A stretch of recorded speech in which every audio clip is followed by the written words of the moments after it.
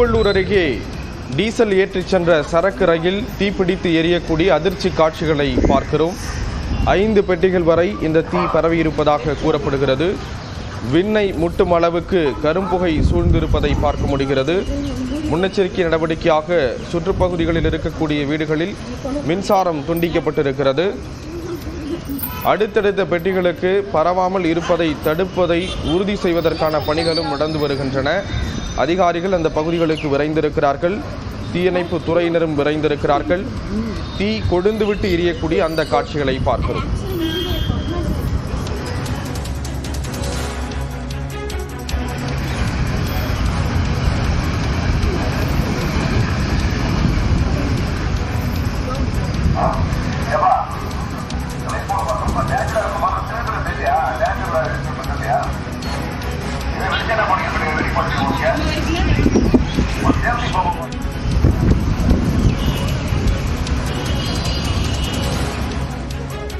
திருவள்ளூர் அருகே டீசல் ஏற்றிச் சென்ற ரயில் கொழுந்துவிட்டு எரியக்கூடிய அந்த அதிர்ச்சி காட்சிகளை பார்க்கிறோம். விவரங்களை செய்தியாளர் பார்த்தசாரதி வழங்க கேட்கலாம்.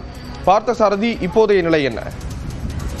அதாவது அரக்கோணம் ரயில் மார்க்கத்தில் டீசல் ஏற்றிச் சென்ற ரயிலானது இங்குள்ள ரயில்வே மேம்பாலத்தை கடந்ததும் இருளர் காலனி என்ற இடத்தில் நெருங்கிய போது பயங்கரமான வெடி விபத்து ஏற்பட்டது போன்று ஒரு சத்தத்துடன் ரயிலில் தீப்பிடித்ததால் அதில் இருந்த 5 பெட்டிகள் தற்போது கொழுந்து விட்டு தொடர்ந்து எரிந்து வருகிறது. 5 மணி அளவில் பிடித்த தீயானது தொடர்ந்து எரிந்து வருவதை நம்மால் காண முடிகிறது. இதில் நல்வாய்ப்பாக என்ஜின் பெட்டி மற்றும் அதற்கு அருகில் இருந்த ஒரு ஆயில் பெட்டியை கழட்டி விட்டுள்ளனர். ஆனால் அதற்கு அடுத்து உள்ள எந்த பெட்டியையும் கழட்டக்கூடிய ஒரு சூழல் இங்கில்லை. தொடர்ந்து குடியிருப்பு பகுதிகளில் தீ பரவக்கூடும் என்ற அச்சத்தில் பொதுமக்கள் அங்கிருந்து வெளியேற்றப்பட்டுள்ளனர். தொடர்ந்து தீயை அணைக்கும் பணியில் ஈடுபட்டாலும் இங்கு நுரைவகை தீயணைப்பான் வாகனங்கள் ஏதும் இல்லாததால் அதனை அம்பத்தூர் உள்ளிட்ட தொழிற்பேட்டை நகரங்களில் இருந்து கொண்டு வந்து அணைப்பதற்கான முயற்சியில் ஈடுபட்டு வருகின்றனர். தற்போது ரயில்வே ஊழியர்கள், குறிப்பாக வடமாநில ஊழியர்கள் இந்த ரயில் பெட்டிகளை மீட்பதற்கான பணிக்காக அழைத்து வரப்பட்டுள்ளனர். சம்பவ இடத்தில் திருவள்ளூர் எஸ்பி சீனிவாச பெருமாள் நேரில் பார்வையிட்டு ஆய்வு செய்து வருகிறார். பொதுமக்கள் யாரும் அருகில் செல்ல வேண்டாம் என காவல்துறையினர் ஒலிபெருக்கி மூலம் எச்சரித்து வருகின்றனர். இதுதான் தற்போதைய நிலை.